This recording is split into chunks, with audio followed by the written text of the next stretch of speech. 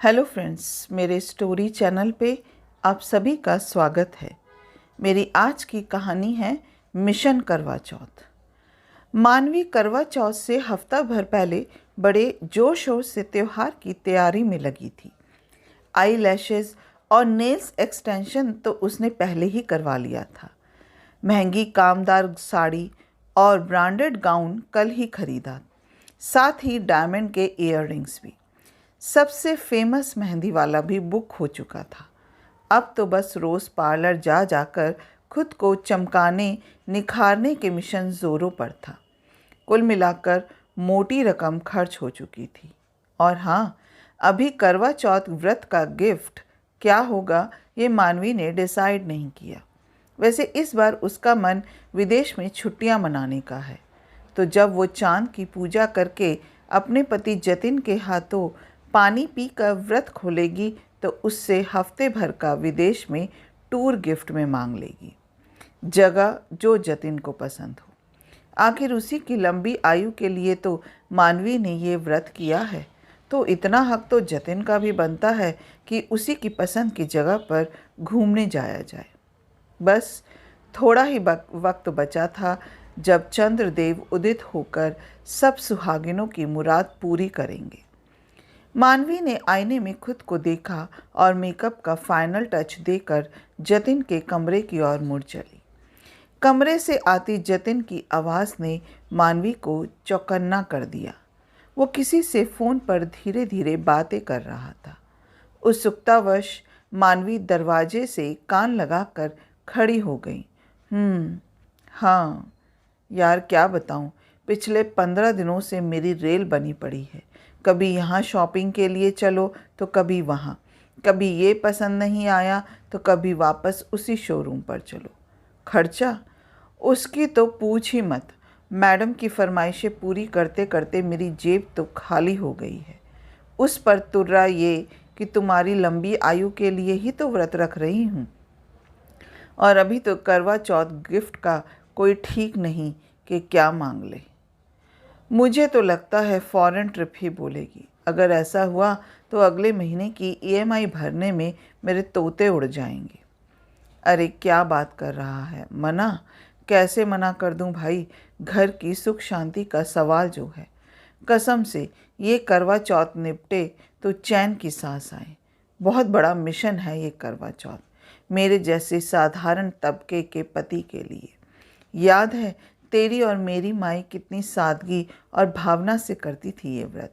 सुबह ही माँ थोड़ी सी मिट्टी भिगो कर रख देती थी और शाम को उस मिट्टी से गौरा जी की प्रतिमा बनाकर उन्हें सिंदूर बिंदी चढ़ाकर लाल चूनर उड़ाती थी और हम बच्चों को भी साथ लेकर कहानी सुनाकर पूजा करती थी। कितना सात्विक वातावरण होता था।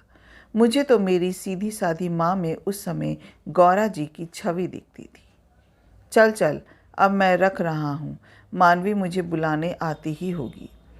ये सब सुनकर मानवी के मन में कुछ दरक गया। वो जल्दी जल्दी वहाँ से खिसकने लगी। अपने कमरे की बालकनी में आकर खड़ी हो गई। उसके कानों में जतिन के शब्द गूंज रहे थे। तभी उसकी नज़र कंपाउंड में बने सर्वेंट क्वार्टर की छत पर गई, जहाँ उनकी नौकरानी लक्ष्मी और उसका ड्राइवर पति बाबूलाल खड़े थे। उनकी बातचीत साफ साफ सुनाई दे रही थी, पर वो इस बात से बेखबर थे कि मालकिन उन्हें देख रही है। कैसी लग रही हूँ मैं? लक्ष्मी ने लजाते हुए पूछा। गुलाबी रंग के सीधे पल्ले की साड़ी, माथे पर बड़ी सी बिंदी और सिंदूर की गहरी लाली से सजी मांग ने लक्ष्मी के रूप को अलग ही आभा प्रदान कर दी थी। बिल्कुल नई नवेली दुल्हन। जैसे ही बाबूलाल ने कहा तो लक्ष्मी मेहंदी रची हथेलियों में अपना चेहरा छुपाकर बोली, हाय दैया। तभी बाबूलाल उसके हाथ पकड़कर बोला, जरा देखूं तो हमारी रानी ने हमारा नाम कहाँ लिखा है। अरे हम तो खुद ही बाजार से कीप लाकर ऐसे ही टेढ़ा मेढ़ा लकीरें खींच दिए। हमको कौनो डिज़ाइन फिज़ाइन बनाना नहीं आता। अरे डिज़ाइन कौन देखता है लक्ष्मी रानी, हम तो बस तुम्हारे ये मेहंदी रचे हाथों की लाली देखना चाहते हैं, कहकर बाबूलाल ने लक्ष्मी के हाथ चूम लिए। लक्ष्मी, मैं तुम्हें ज़िंदगी के ऐशो आराम नहीं दे पाया, फिर भी तुम मुझे इतना प्रेम करती हो। मालिक तो मालकिन की हर तमन्ना मुंह से निकलते ही पूरी। चुप बुधुड़े, प्रेम का संबंध अमीरी गरीबी से नहीं बल्कि मन से होता है। क्या हम जानते नहीं कि तुम हमारे लिए कितनी मेहनत करते हो? अच्छा सुनो, तुम हमसे क्या गिफ्ट लोगी करवा चौथ का? गिफ्ट? आहूँ तो हम सोचे ही नहीं। लक्ष्मी थोड़ी पर उंगली टिकाकर सोचने का अभिनय करने लगी। सुनो बालम, एक गिफट विफट को में का धरा है। तुमरा हमारी जिंदगी में होना ही सबसे बड़ा गिफट है। तुमसे ही ये रूप, ये श्रृंगार है, ये सौभाग्य है। हमको और कुछ ना चाहिए। लक्ष्मी ने भावुक होकर कहा। और ये तो चाहिए ना। कहते हुए बाबूलाल ने महकता हुआ मोगरे का गजरा लक्ष्मी के बालों में सजा दिया। वो देखो, चांद निकल आया, लक्ष्मी बोली, और दोनों उत्साहपूर्वक पूजा करने में लग गए। मानवी डार्लिंग, कहाँ हो तुम? जतिन की आवाज़ से जैसे मानवी स्वप्न से जागी। अरे चलो भाई, चांद निकल आया, पूजा करो। मानवी पूजा की सब सामग्री लेकर जतिन के साथ छत पर आ गई। उसने चांद को छलनी से देख पूजा की। जतिन ने उसे पानी पिलाकर व्रत खुलवाया और बोला, आज तो मेरा चांद आसमान के चांद से भी ज़्यादा खूबसूरत लग रहा है। बोलो, आज क्या गिफ्ट लोगी? गिफ्ट? कल शाम को तुम एक सुंदर सा गजरा लाना, उसे अपने हाथों से मुझे पहनाना और फिर हम लॉन्ग ड्राइव पर चलेंगे। शहर के पास जो झील है वहाँ कुछ देर सुकून से बैठेंगे। जतिन आश्चर्य मिश्रित खुशी से मानवी को देख रहा था।